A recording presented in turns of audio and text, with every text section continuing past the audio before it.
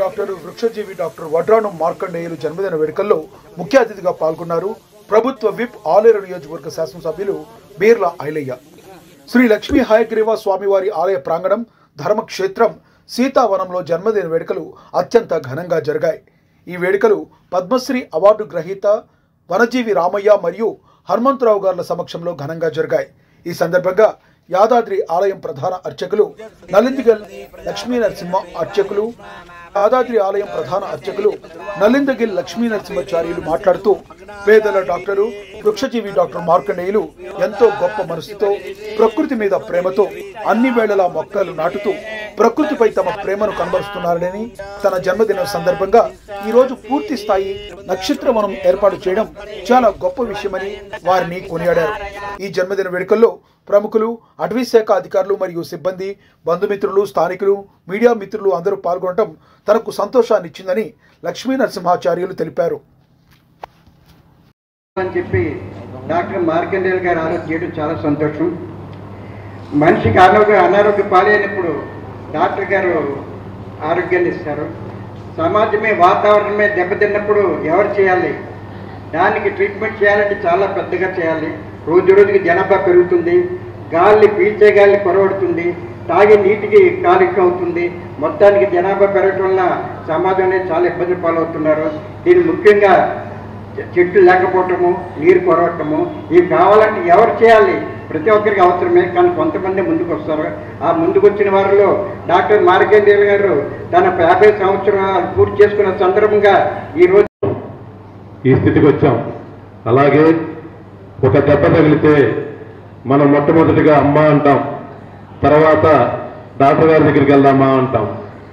అలాంటి డాక్టర్ గారు ఈ రోజున ఆయన యొక్క వృత్తిని కూడా ఎన్నో పెద్ద పెద్ద చదువులు చదివి అలాంటి వారు ఈ చెట్టు యొక్క విలువ, చెట్టులో ఉన్న యొక్క గొప్పతనాన్ని తెలుసుకొని ఈ రోజున వారు సుమారు 70 లక్షల మొక్కలు నాటినట్టుగా నాకు తెలిసింది. నిజంగా వారికి ఉదయపూర్వక పాదాభివందనం.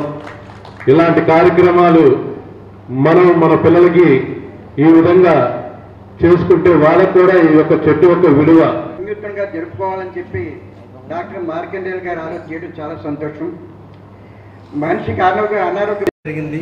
గతంలో క్లిష్టంగా ఉండబడేటువంటి చిన్న సమస్యను అతి సునాయాసంగా పరిష్కరించినటువంటి శుభ సందర్భాన్ని పురస్కరించుకొని ఈ వృక్ష స్థాపన అనేటువంటి కార్యక్రమాన్ని చేయడం జరిగింది.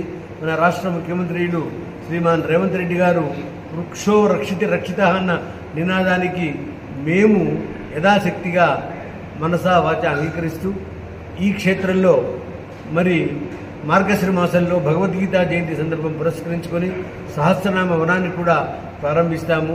దీనికి సంబంధించినటువంటి మా గెట్ సభ్యులందరూ కూడా డాక్టర్ నందకిషోర్ గారు, డాక్టర్ మార్కండే మేకల ద్వారా, గొర్రెల ద్వారా జరుగుతాయి. తుమ్మటిందట పక్షుల ద్వారా కరేపాకు, శ్రీగంధం, అశోక, బాదం వంటి పక్షులు బీజవ్యాప్తి చేస్తాయి. కాబట్టిగా అన్ని వృక్ష జాతులు రక్షింపబడతాయి. నక్షత్ర వనం ద్వారా ఈ కార్యక్రమం చేసిన డాక్టర్ గారికి అభినందనలు కనిపిస్తూ ఉంటారు. అంటే దేవుడు ఇవాళ ఆయన ఆశ్రమానికి వచ్చామో వాళ్ళు ఇవాళ కూర్చొని కార్యక్రమాన్ని ముఖ్యంగా ఇద్దరు భక్తులు మనకి పద్మశ్రీలు ఇద్దరు ఉన్నారు ఇక్కడ. అవతల హనుమంతరావు గారు పద్మశ్రీ, ఆయన చేసిన విశేష సేవగా మీకు ఎవరు చేయలేదు కూడా. తర్వాత మనకి ఇవాళ మరో పద్మశ్రీ వనం రామయ్య గారు, జానకమ్మ గారు. విద్యార్థులకి, వృద్ధులకి 36 ఏళ్ళుగా సేవ చేస్తున్నారు. అట్లా మార్కండేయులుగా నాకు డాక్టర్ మార్కండేయులు గారు పరిచయం. నాకు మా దగ్గర కూడా వచ్చి మా ఆశ్రమానికి వచ్చి ఆయన మొక్కలు నాటడం, మాకు ఎలా చేయాలో చెప్పడం ఇవన్నీ చేస్తూ ఉంటారు. అలాంటి వారి జన్మదినోత్సవ సందర్భంగా నన్ను ఇక్కడ ఆహ్వానించినందుకు వారికి ధన్యవాదాలు తెలియజేస్తూ ఆలోచనతో ఈరోజు ఈ నక్షత్ర వనానికి స్టేట్ రికార్డు ఇవ్వడం అనేది మేము చాలా సంతోషంగా ఫీల్ అవుతున్నాము. ఆయనకి మనస్ఫూర్తిగా అభినందనలు తెలియజేసుకుంటూ పెద్దల వారి చేతుల మీదుగా అలాగే పద్మశ్రీ పసులేటి హనుమంతరావు గారు, పద్మశ్రీ మా గురువర్యులు దర్పల్లి రామయ్య గారి చేతుల మీదుగా వారి దంపతుల్ని ఇద్దరిని సన్మానం చేసుకుంటే మా అదృష్టంగా భావిస్తున్నాము.